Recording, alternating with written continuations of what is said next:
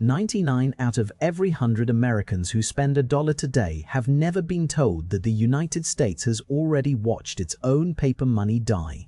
All the way to zero, not once, but twice. Both times the government that printed the money swore it would be redeemed. Both times ordinary people believed the promise and held on. And both times a small circle of well-connected men quietly stopped believing months before everyone else, traded their paper away, and walked out of the wreckage richer than they went in. The first collapse gave the English language a phrase you may have heard your grandfather use, "not worth a Continental," and it left tens of thousands of Revolutionary War soldiers holding pay that could not buy a breakfast. The second collapse, 80 years later, erased the savings of an entire region in roughly 4 years, while the man running the treasury that printed the notes had a partner firm in Liverpool holding cotton and British sterling. Over the next several minutes, I am going to walk you through both collapses using the numbers from the period itself, the depreciation tables Congress published, the names of the men who converted out early, and the price of a single month of a soldier's combat pay at the bottom of the spiral. And there is one more thing. A single group of words that was deliberately struck out of the United States Constitution in August of 1787 in direct response to the first collapse by a vote of 9 states to 2. Almost nobody knows that deletion happened, and the ambiguity it created is still sitting in the document today. I will show you exactly what was removed, who moved to remove it, and why before this video ends. Here is precisely what this episode will put on the table. First, the actual amount of paper Congress printed between 1775 and 1779, a figure recorded in the journals of the Continental Congress itself, and the month the slide toward zero became irreversible. Second, the names of specific men, one a former Assistant Secretary of the Treasury, one an army apothecary, who bought the paper, promises of soldiers for pennies and were paid in full, and how one of their houses still stands in Cambridge, Massachusetts. Third, what a Continental private's monthly pay of $6 2/3 could actually purchase by 1781, measured against the price of ordinary goods in Philadelphia. Fourth, the 5 warning signals that appeared in both collapses, in the same order, decades apart, signals that were visible in newspapers and price lists months before either currency died. And fifth, the sentence the framers cut from the Constitution because of all this, recorded in James Madison's own convention notes, and the strange loophole the cut left behind. This channel works from the printed record, the journals of the Continental Congress, Madison's convention notes, period newspapers, soldiers' memoirs, and the price tables historians have assembled from them. Where the record gives a number, I will name where it comes from. Where historians estimate, I will say so. Nothing here is investment advice. It is a paper trail. Joseph Plumb Martin was 15 years old when he first enlisted in the Continental Army, a Connecticut farm boy who signed on in 1776 and served, with one short break, until the Army disbanded in 1783. Decades later, as an old man in the town of Prospect, Maine, he wrote down what those years were actually like, and his memoir, published in 1830, is one of the very few accounts we have from a private soldier rather than a general. What Martin describes over and over is not primarily battle. It is hunger, and it is pay that melted in his hands. A Continental private was owed $6 2/3 a month. On paper, that was a workingman's wage. But the paper was the problem. Congress had no reliable power to tax. So from June of 1775 onward, it paid for the war the only way it could, by printing bills of credit, Continental dollars, each one carrying a promise that it would eventually be redeemed in Spanish-milled silver dollars. By the count in the journals of the Continental Congress, the total printed by the end of 1779 came to a little over $241 million, in an economy that historians estimate had perhaps 12 million silver dollars circulating before the war. Every fresh emission made every existing bill worth less. In early 1777, a Continental dollar still traded near face value against silver. By 1778, it took 4 or 5 paper dollars to buy one silver dollar.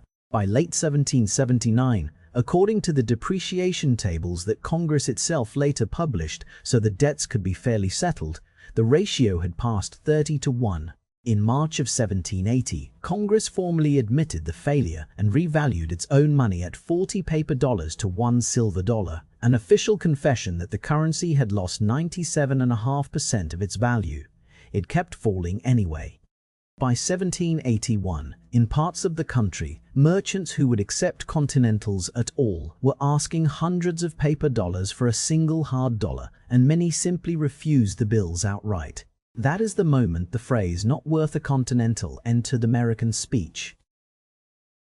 Martin and men like him had wintered at Valley Forge and Morristown, had fought at Monmouth in 100-degree heat, and were being compensated in a currency that, by the time it reached them, could not reliably buy a pair of shoes. Martin wrote bluntly in his memoir that the country had promised the soldiers much and, in his experience, performed little. When the army dissolved in 1783, he was given not money but paper certificates for land and back pay, and like thousands of others, he eventually let his claims go for a fraction of their face value because a hungry man cannot eat a certificate. He spent his old age poor, surviving on a federal pension of $96 a year, granted under the Pension Act of 1818.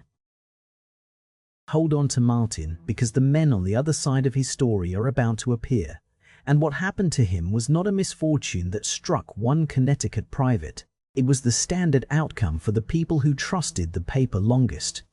And the same design would repeat, almost line for line, 80 years later. The mechanism that destroyed the Continental is simple enough to explain across a dinner table, and it is worth understanding precisely because it is the same mechanism both times. A government at war needs vastly more money than it can raise. If it cannot tax and cannot borrow enough, it prints, and the printed note is really a loan from whoever holds it, an IOU backed by a promise of future redemption. The currency holds its value exactly as long as people believe the promise. Congress, under the Articles of Confederation, could not tax at all. It could only request funds from 13 states, and the states, fighting their own fiscal fires, chronically underdelivered. So the printing press became the tax. Economists sometimes call this an inflation tax, and it is worth pausing on who actually pays it. It is not paid by the government, and it is not paid by the public. It is paid by whoever holds the paper while it loses value, which means it falls hardest on the people least able to swap out of it. Soldiers paid in arrears, farmers who sold grain and cattle to the army for notes, widows holding a dead husband's back pay. There were accelerants on the fire too. The British ran a deliberate counterfeiting operation, printing fake Continentals aboard a warship in New York Harbor, and advertisements appeared in newspapers in occupied New York offering counterfeit bills to travelers for little more than the price of the blank paper, a detail preserved in the period press. The states piled their own paper emissions on top of the congressional ones, and when prices rose, governments reached for compulsion instead of correction. Tender laws forcing creditors to accept the depreciated bills, and price control schemes like the ones attempted in Pennsylvania in 1779, which mostly emptied the market because no farmer hauls a wagon of flour into Philadelphia to sell it at a mandated loss. Here is the detail most retellings skip, and it changes the moral of the story. The Continental was never formally repudiated with a clean announcement. It was allowed to die quietly, and then, in the Funding Act of 1790, the new federal government agreed to accept old Continental bills in exchange for interest-bearing federal bonds at a rate of 100 paper dollars for $1 of bonds. 1 cent on the dollar. 11 years late. Whoever still held Continentals at the end absorbed a 99% loss by law. Joseph Plumb Martin's $6 2/3 a month, held to the finish, was worth about 7 cents. The mechanism worked exactly as its incentives dictated. The last hands holding the paper paid for the war. Now watch who was standing on the other side of those transactions, because this is where the first collapse stops being a tragedy and starts being a transfer. William Duer was a New Yorker with superb connections, a former member of the Continental Congress, who became Assistant Secretary of the Treasury under Alexander Hamilton in 1789.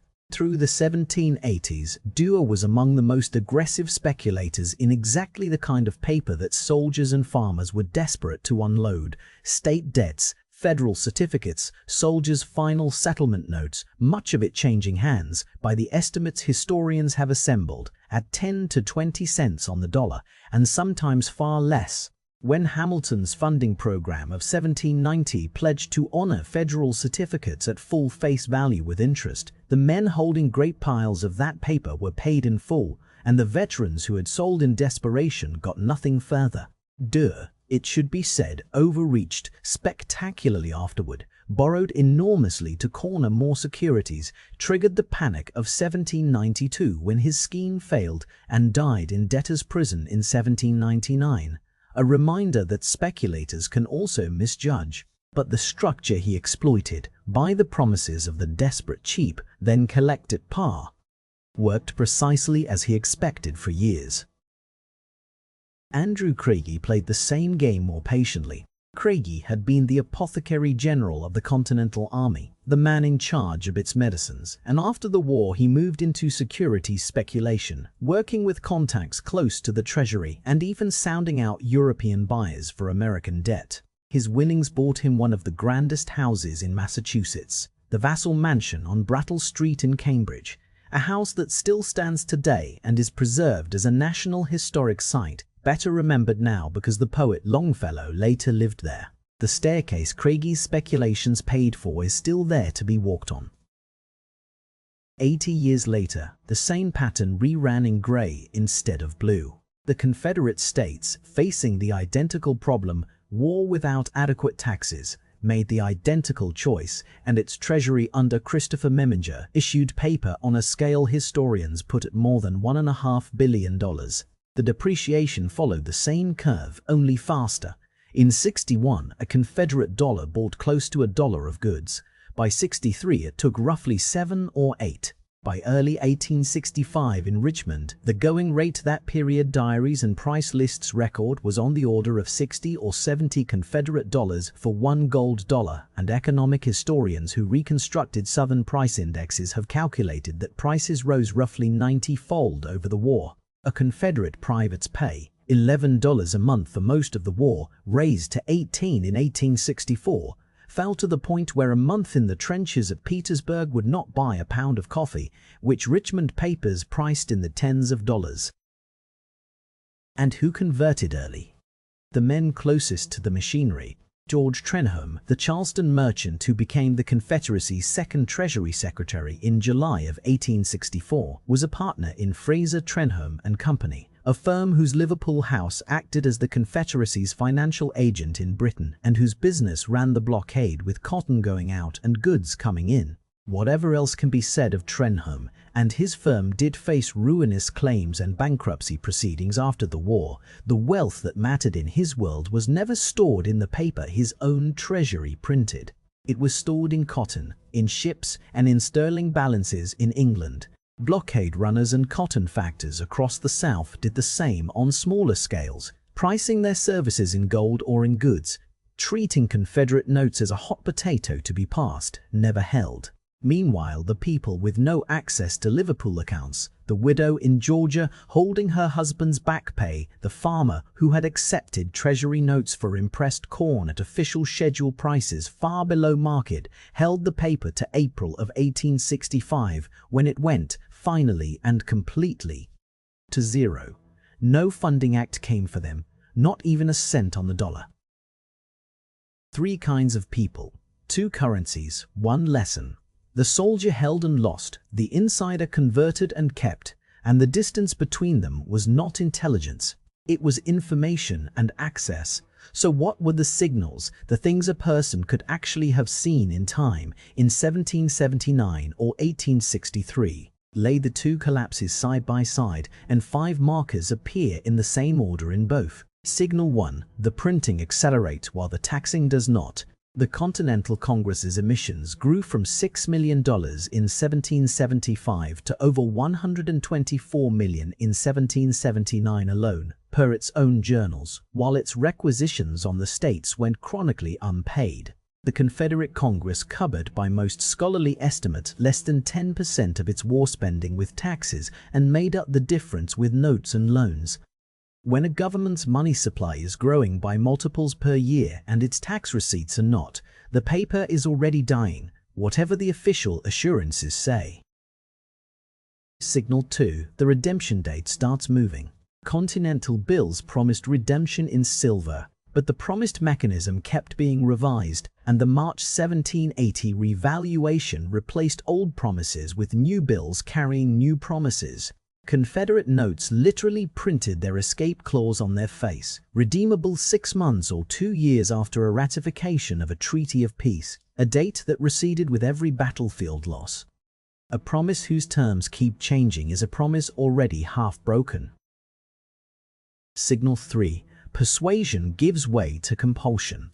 When people hesitate to accept a currency, a healthy government improves the currency, and a failing one passes laws. Tender acts in the 1770s made refusal of Continentals legally dangerous, and Pennsylvania's price control experiment of 1779 tried to fix the cost of flour by statute. The Confederacy's Impressment Acts of 1863 let agents seize crops and livestock at official schedule prices, paid in the depreciating notes, which farmers' period accounts describe as something close to legalized taking.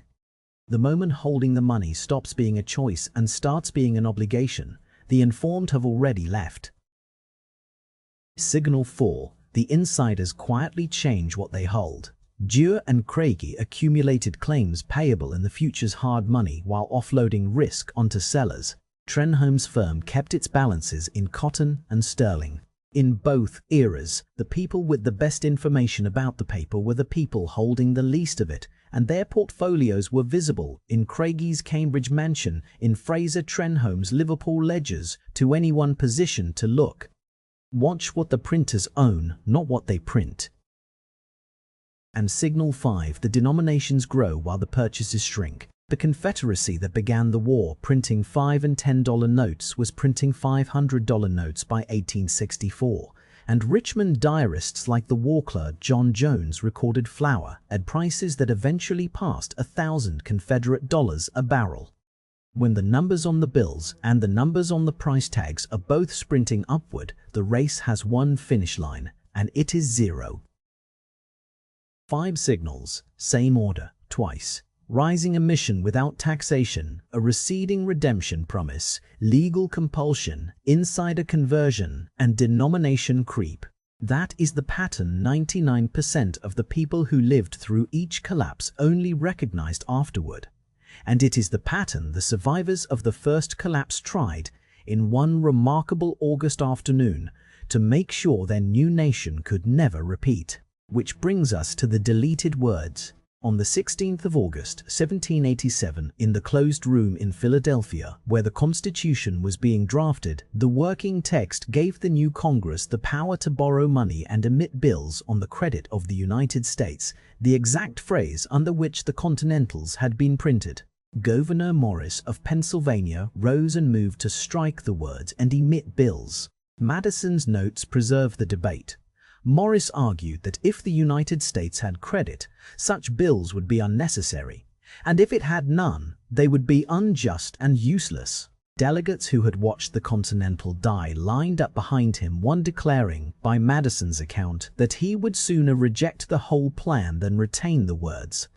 The motion carried 9 states to 2, and the power to emit bills of credit vanished from the federal government's enumerated powers. The states were treated even more severely. Article 1, Section 10 flatly declares that no state shall emit bills of credit or make anything but gold and silver coin a tender in payment of debts, language that remains in the Constitution you can read today. But here is the caveat that makes the story stranger. The convention struck the grant of the power without writing an explicit prohibition on the federal government, and Madison himself noted privately that striking the words might not amount to a ban. That deliberate silence lay dormant for 75 years, until the Civil War, when the Union, facing the same wartime arithmetic, issued its own unbacked paper, the greenbacks, and the Supreme Court spent the 1870s in the legal tender cases, arguing over whether the founders' deletion forbade it, ultimately deciding it did not. So even the constitutional scar tissue from the first collapse turned out to be softer than its authors intended. The men who watched paper money die tried to bury the power that killed it. And the burial did not hold. 2 currencies, 2 total losses, 1 repeating script. The journals of the Continental Congress record a little over $241 million printed against a promise, settled 11 years later at 100 to 1. The Confederate Treasury printed more than $1.5 billion against a promise, settled at nothing. In both cases, the people who trusted the paper longest, privates like Joseph Plumb Martin at $6 2/3 a month, farmers paid in impressment notes, were the ones who financed the war with their losses. And the people nearest the press, Duer with his certificates, Craigie with his Cambridge mansion, Trenholme's firm with its Liverpool balances, were the ones who had quietly moved into something else. None of this is a prediction about any currency in your pocket today, and none of it is financial advice. Every era's money stands or falls on its own facts. But the 5 signals are not a theory. They are a documented sequence that appeared twice on this continent, in the same order, 80 years apart. And the phrase "not worth a Continental" survives in the language as a 200-year-old warning label that most people repeat without knowing what it cost the men who coined it. The paper trail is there for anyone willing to read it. History does not tell you what your money will do. It tells you with uncomfortable precision what money has already done. And who was left holding it. If this kind of documented, source-first history is what you came for, subscribing to the channel is the best way to make sure the next paper trail reaches you, and a like genuinely helps these longer episodes find the people who want them. Thank you for watching, and I will see you in the next one.